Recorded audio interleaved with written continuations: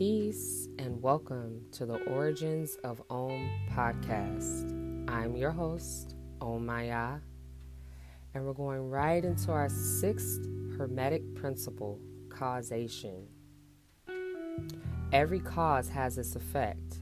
Every effect has its cause. Everything happens according to law. Chance is but a name for law not recognized. There are many planes of causation, but nothing escapes the law. Let's get into it.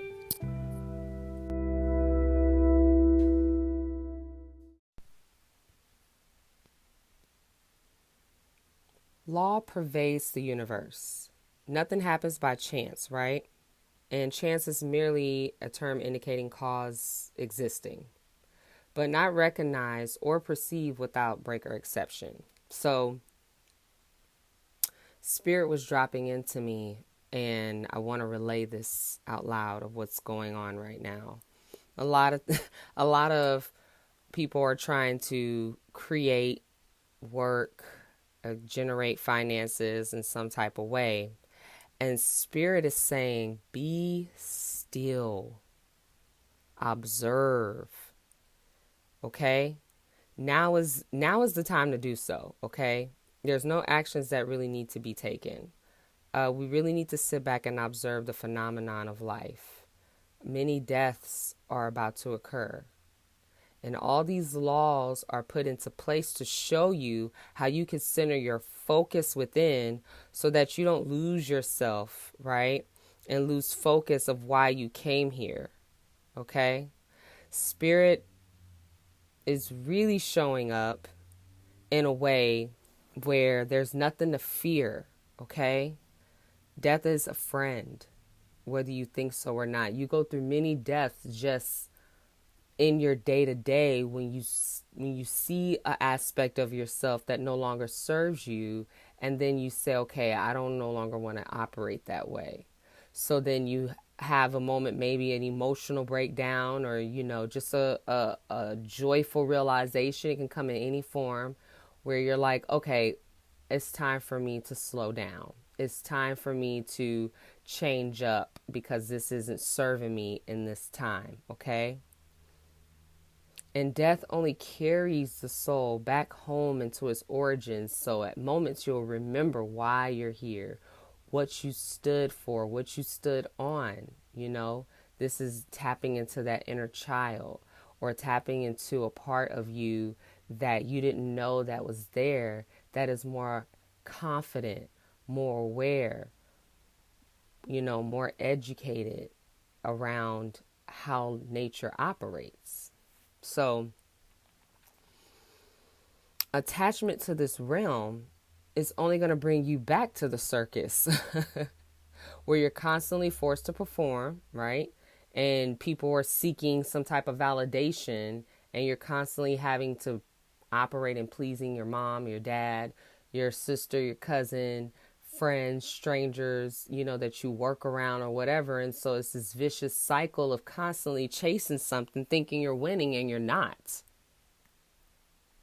Even in the extremity of the spiritual practices, a lot of times, I think people get so caught up in, tapping into the spirit, that they don't realize you still have work that you're doing here. So organizing your life where you're doing your practice early in the morning or later at night, committing to those times, so that in the middle of the day, this is where you are consciously operating around others and not being pulled and dragged all in different directions, right?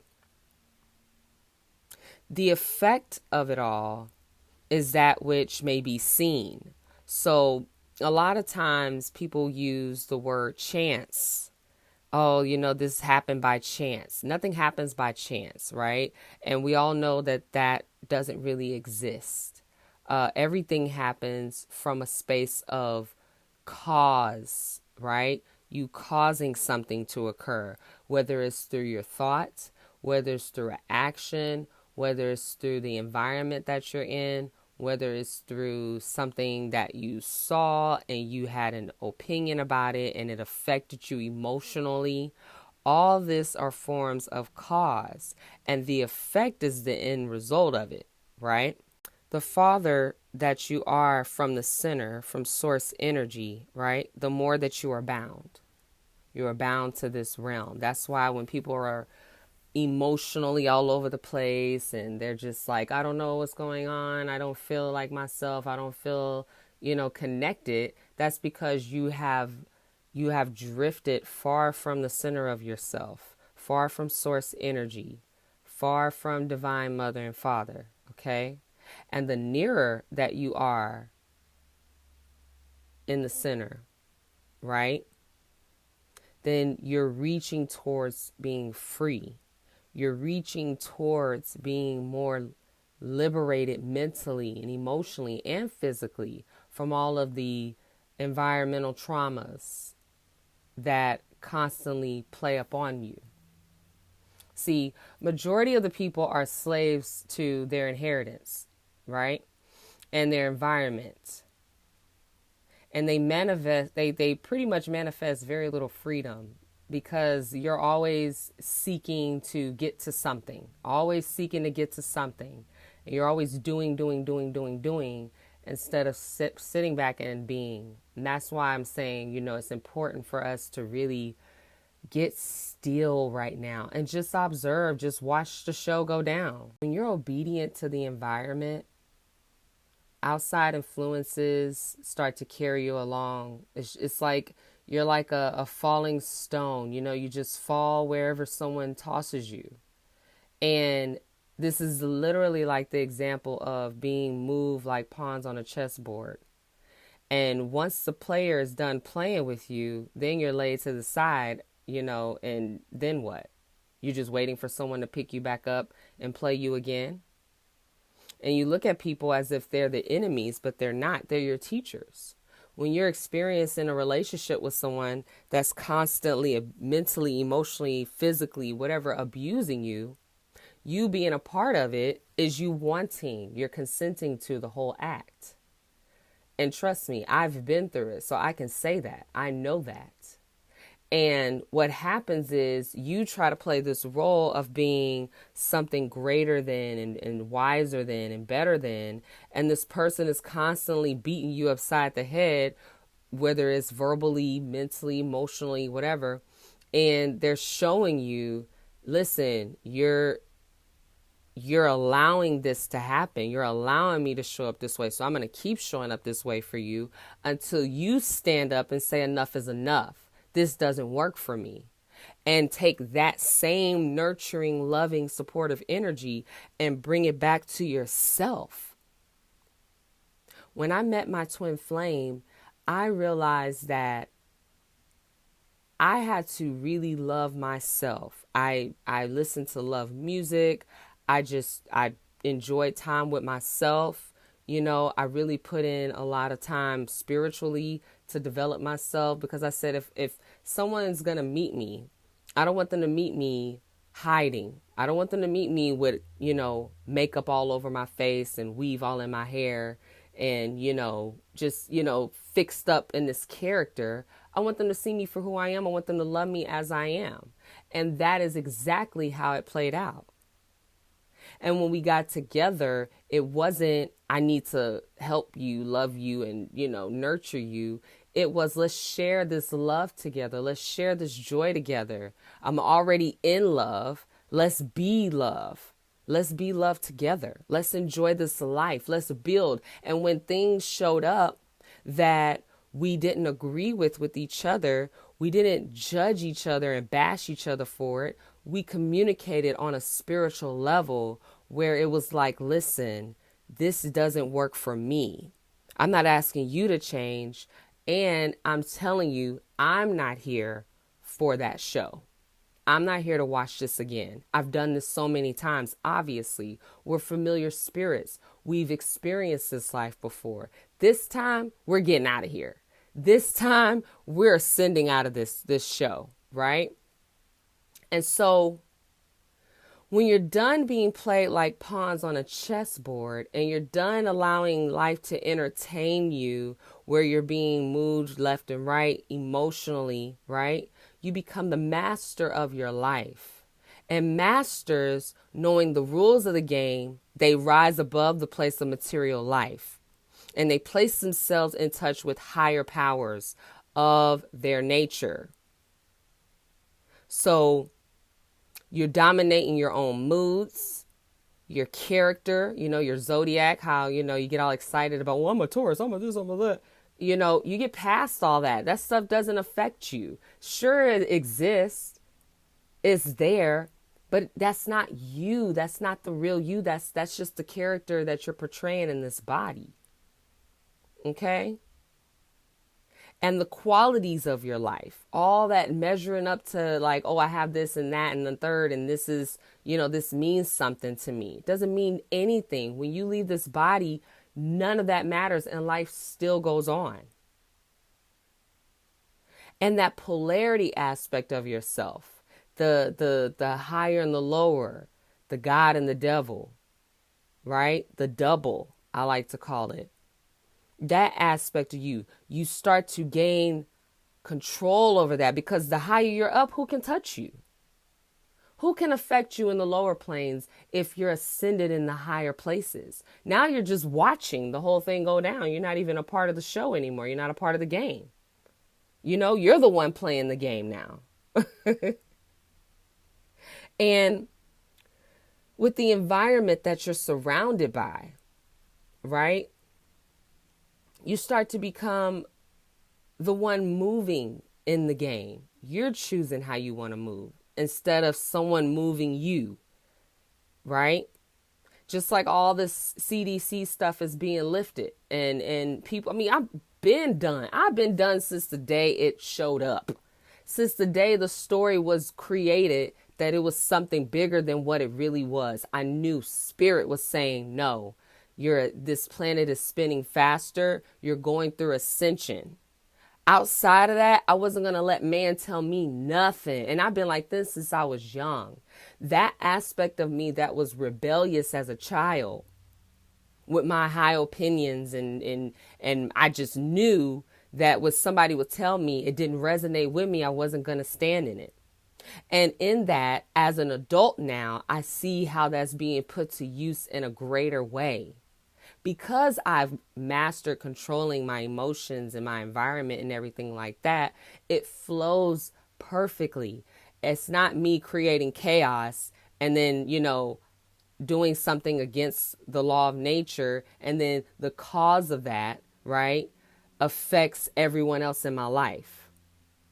I'm mindful of what I do and saying how that affects other people. I'm mindful of how I show up in other people's lives, because I know that how I show up could affect them, right? How I land on my children could affect them emotionally. I know the moment that if I do or say something will create a story for them or a trauma for them. So when I communicate with them, I let them know, and don't go and take this and make this a story, because this is what it is. And if you can't see that, maybe you should sit and observe that for a minute and then come back and tell me what you receive from that. So we're working together. We're working. Yeah, we play the role of mother, child, right?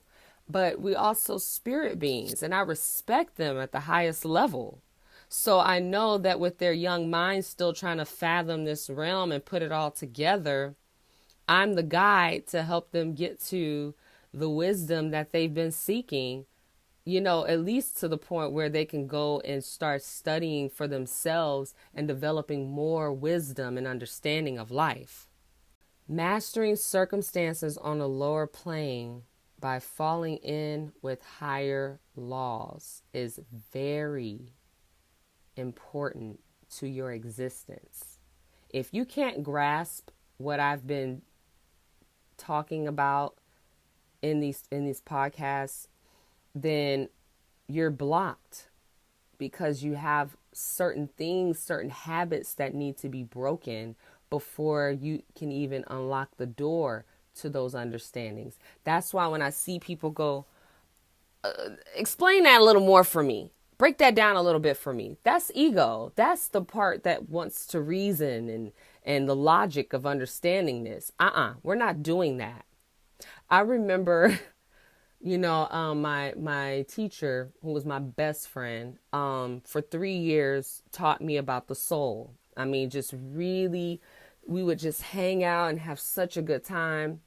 And he would be talking to me, in the spiritual aspect where I'm trying to gather it all in my frontal lobe and my conscious mind, but it's dropping back into my subconscious. So now I'm just dropping into the feeling of the vibration of the words and the power. And I do that with people now. I see how it works. But what happens is the carnal mind, the ignorant mind, the logical, the reasoning wants to understand it all, wants to take it for its own understanding. That's dangerous, because then you're walking around thinking you're a guru or a god, and you're not, right? You're so high and mighty, no one can touch you. And you've forgotten how to be with everyone and to balance that energy out, because there's people still needing help to get to the point where you've come to an aha moment. So what happens is he would talk to me, and then I'm like, but then why this and why that? And well, what is this and what is that? And he would start laughing. And he would just laugh hysterically. And I'm pretty sure he's laughing because it just reminded him of him at some point, or someone familiar to him that's like, oh, here we go again, right? And he was like, girl, get on out of there. Get on out that head of yours. We're not doing that. I'm simply explaining this to you. Just take it in. Eventually it will flower, right? Because it's just, words are like seeds. You're dropping seeds in to the mind. And as you grow, as you work towards understanding more for yourself, not because you want to go and tell everybody else, but because it's detrimental for your own life, for your own health, right? Mentally, your mental health, as people use, or your physical health, or your spiritual health. Because it's so important, what happens is you start feeding the soul more than you feed your ego. You start, again, when I talked about studying, reading, researching things that are challenging to the mind, get uncomfortable in your studies, get uncomfortable in your body. Because through discomfort, you master how to work through those channels and how to overcome the suffering. To where if you're going through a complicated moment in life, a challenging moment in your body, it doesn't rule you. It doesn't dominate, because you know how to transcend and transmute that type of energy to where it works for your highest good. And I'm going to leave that right there. So again, just reminding a lot of you, chill out, relax. Don't overconsume television. Don't overconsume food. Don't overconsume being around people right now. It is very important. You got to sit back and listen to the voice within you, because it's talking. You're just struggling with hearing it because you're so busy, dropping into other things and then meditating on that. Focus on, oh, there's a habit I'm doing this and I'm noticing that I'm creating. Let me stop, because it's causing me, right, to harm myself in other ways, whether that is on the level of your emotional plane, spiritual, physical. And it's affecting me in how I operate throughout the day with other people. It's affecting me in my practice. If you're in your head all day long, then you're not really witnessing from the space that is real and true to you, which is in the center of yourself, your heart. I know how to sit and drop consciousness down into the heart, to where I'm only witnessing from that space. And that space doesn't have a judgment. It don't have anything going on. It's just neutral. And that is a real practice that we all must come to eventually. If you don't do it in this lifetime, then you'll do it in the next.